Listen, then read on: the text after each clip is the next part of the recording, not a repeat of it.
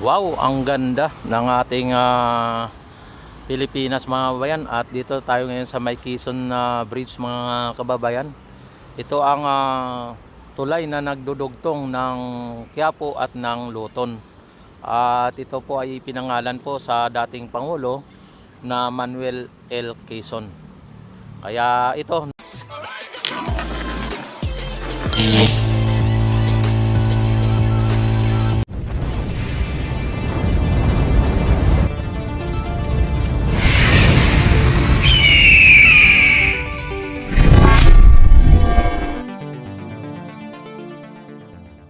nakita ninyo, Manuel L. Quezon Bridge mga kababayan, ano?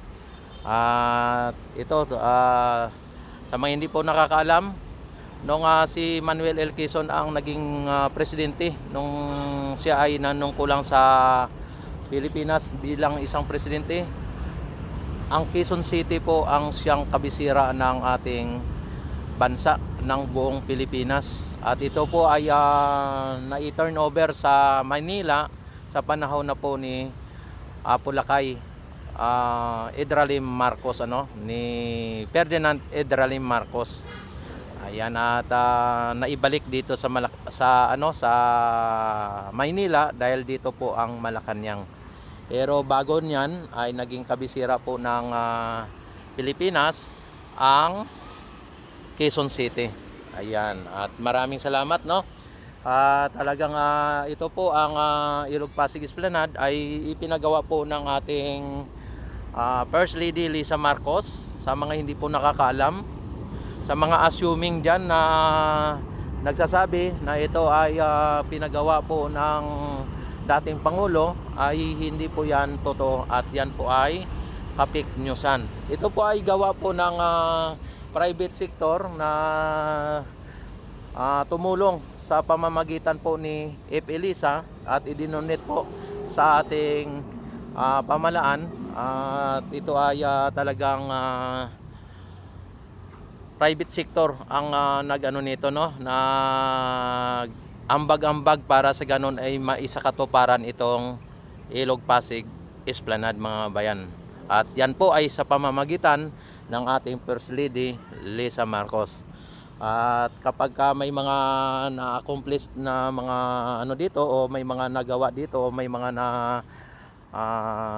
inaugurate dito, ay ang ating Pangulo at ang ating First Lady ang siyang nagkakating ribbon dito, no? Kaya nagpapatunay lang po na siya ang may pasimuno nito. Ayan, at ating tangkilikin ang ating maganda at talagang napaka world class ang dating ng ating pasyalan dito sa may Esplanade.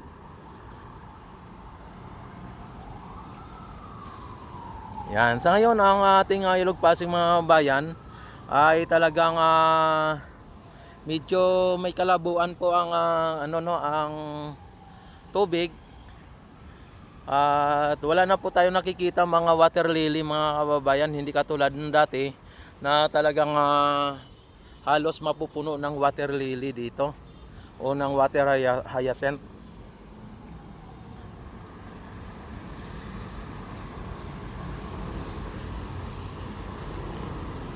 Ayan, at ang MacArthur Bridge ay natiling MacArthur Bridge pa rin.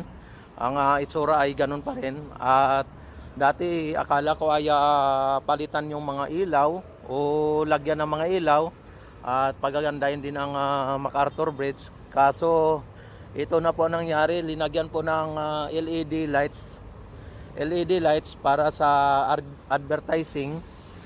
Kaso mga babayan ay ninakaw, ano, talagang sinira-sira ng mga magnanakaw. At ang ilaw mga bayan ay nanatiling wala nang mga ilaw. Ayan, no?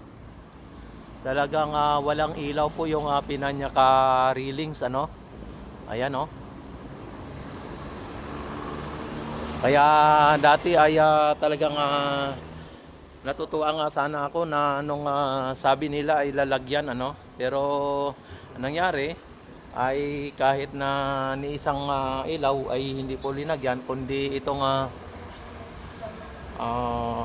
LED. Kaso ito, nakita naman ninyo, putol-putol na ang mga wirings nito.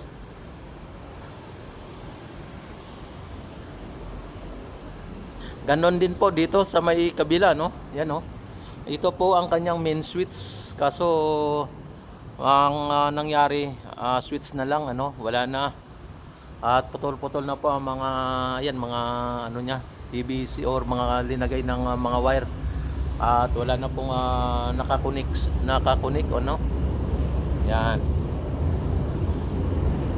Sayang, talagang napaka laking pera ang nailaan dito at naglaho ng bigla, no? At yan naman po ang ating mga building. Talagang malapit na po matapos itong tatlong building na ito. At yan po ay isa sa mga nagpapatunay na may mga nag-i-invest, ano, o may mga investor na pumapasok sa ating bansa. At ito, mga building na ito ay iba, bago pa dito, no? Mga bagong gawa. Ayan, no? Ayan ang isa din, no? Talagang ginagawa na sa ngayon din.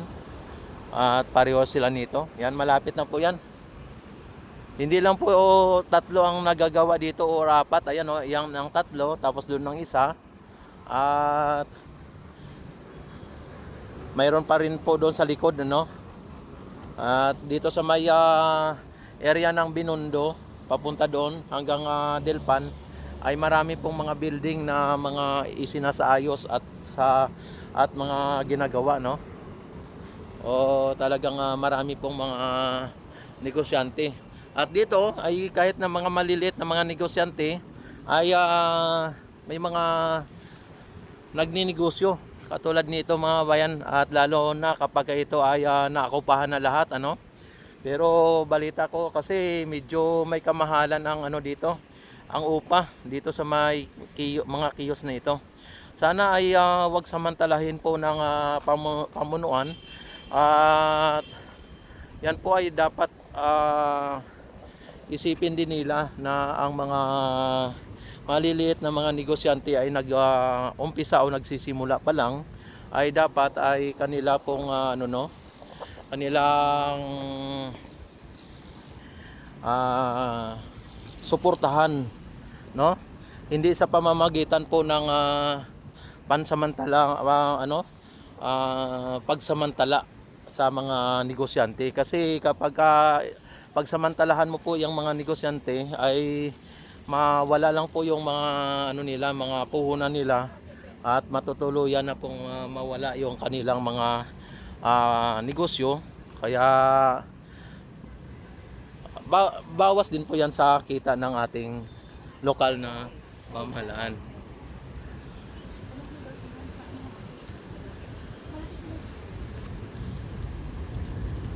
Ayan mga bayan, talagang marami pong mga namamasyal dito. Kahit na nakita naman ninyo na medyo katatapos lang ng ulan, ay may mga namamasyal pa rin.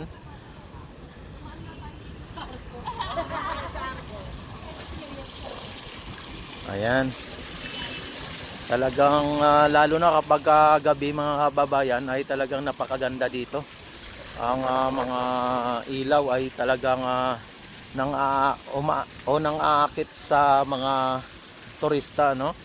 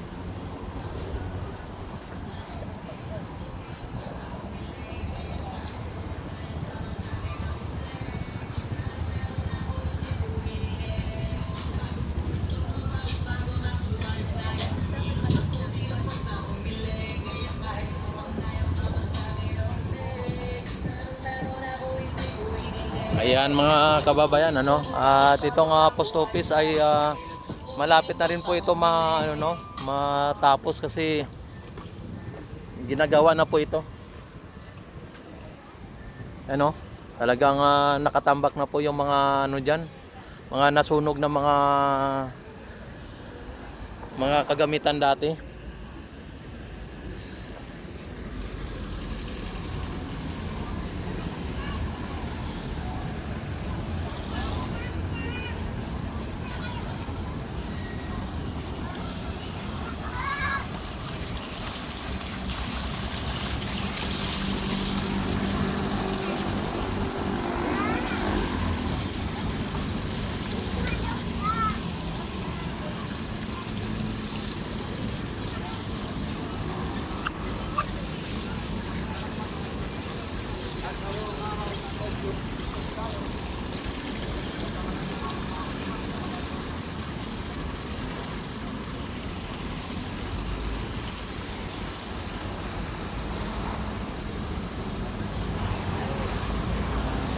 Hello, sir, shout out.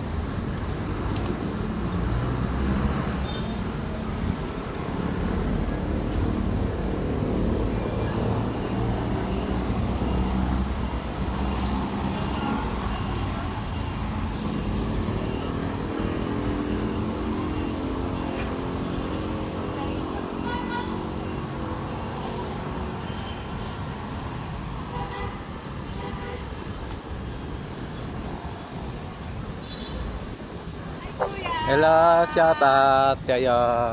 Ay, shout out niyo yung mga kamag-anakan niyo. Shoutout po sa mama ko at sa papa ko sa probinsya. Saan anong probinsya niyo, idol? Romblon. Romblon. Yung capital city ng capital Marmol Ibig sabihin yung mga bahay doon, mga marmol, idol. Hindi naman po. Bali yung mga nagawang pang art or study or pwede din mga gamit. Pero hindi pala lahat doon naka-marmol. Hindi. Hindi naman. Mga produkto lang mga produkto lang. Opo. Kasi yung nakikita kasi sa amin kasi sa probinsya, nakikita yung kahit saan ka magpunta, may makikita kang mga marmol. Di shoutout mo sige mga papa mo, mga kamag-anak. Shoutout din sa mga tropa ko dyan. Balik na kayo dito. Ayan, pati yung girlfriend mo naman, i-shoutout mo naman. Ito. Shoutout mo yung girlfriend mo. Shoutout din sa girlfriend ko. Mayayain. Mayayain. Ay, kaway-kaway mo na, ma'am. Hello, kaway-kaway. Pagka maganda talaga daw, mahihain eh. Sige po. Anong pangalan niya? Ingat-ingat. Sige, bye-bye.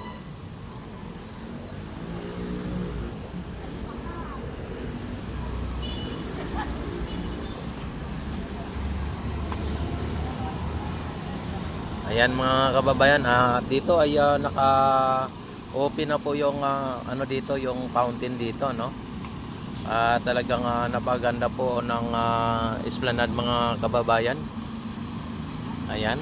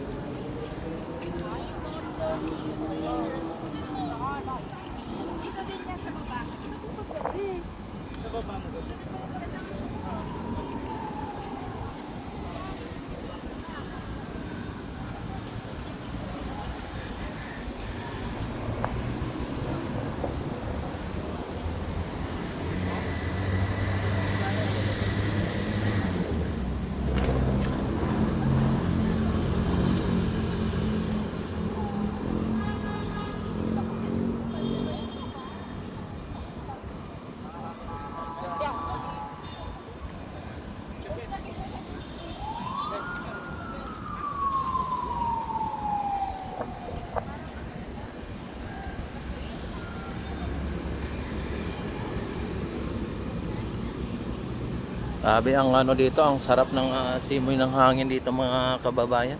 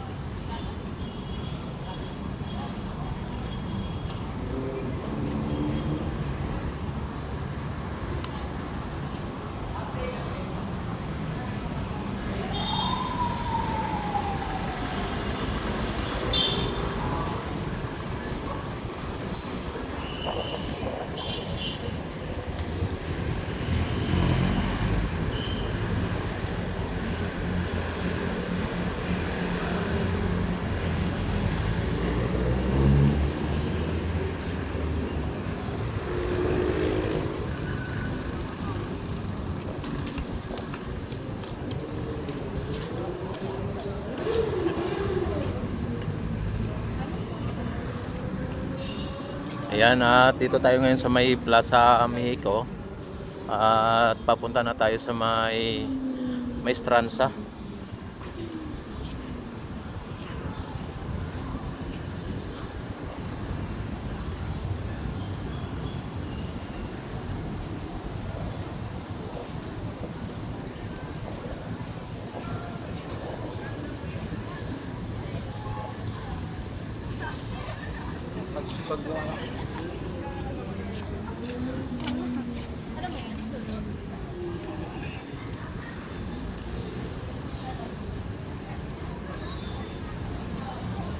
Ayan, at idiretso ko kayo doon sa may ano no, sa may Port Santiago.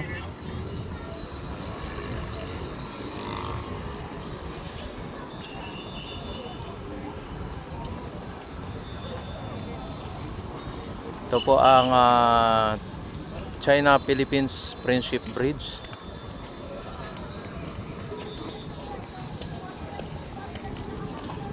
Okay na.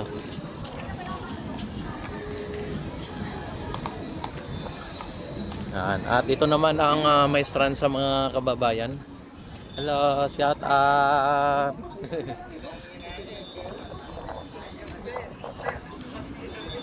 Ang mga ano dito, mga namamasyal dito ay enjoy lang mga kababayan. Masaya lang po sila, no? Habang sila po ay naglalakad at malamang ay kapag ka na gutom ay kakain, no?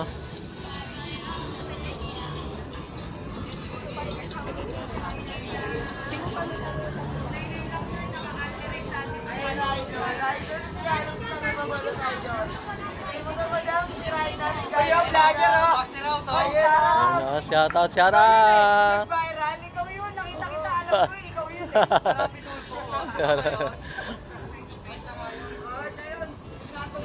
Ayan mga kababayan. Hello, shout out. Million ka na.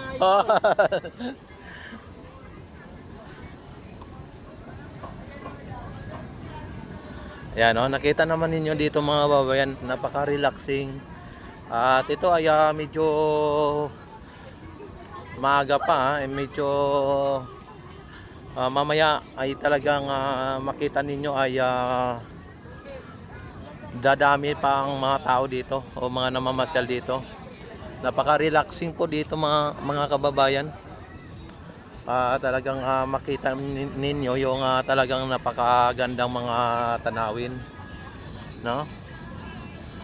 Ayan, ito po ang kahabaan ng Maestranza dito sa may Intramuros. At ang kasunod niyan ay ang Port Santiago, na kung saan ay ikinulong si Dr. Jose Rizal nung siya ay nabubuhay pa.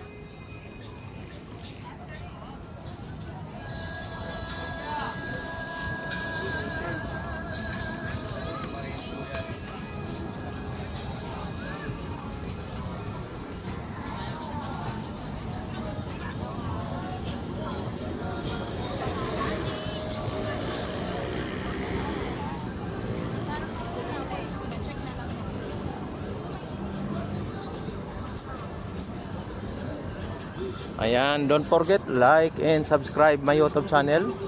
At i-click ang notification bell at isilik ang all para ma-notify agad kayo itong ako'y mag-live, mag-upload ng mga videos. At maraming salamat sa inyong walang sawang pagsuporta. Ayan, no? Yan, mabuhay po ang Pilipino sa mga sulok ng mundo. Mabuhay po tayong lahat hanggat gusto natin. Mabuhay ang bagong Pilipinas. Ayan, at ipakita ko sa inyo dito kung sino po ang gumawa at kung kaninong project po ito para sa mga nagkiklim o nagano na kung sino ang gumawa dito. Sa mga nagtatanong kung sino ang gumawa, ito po.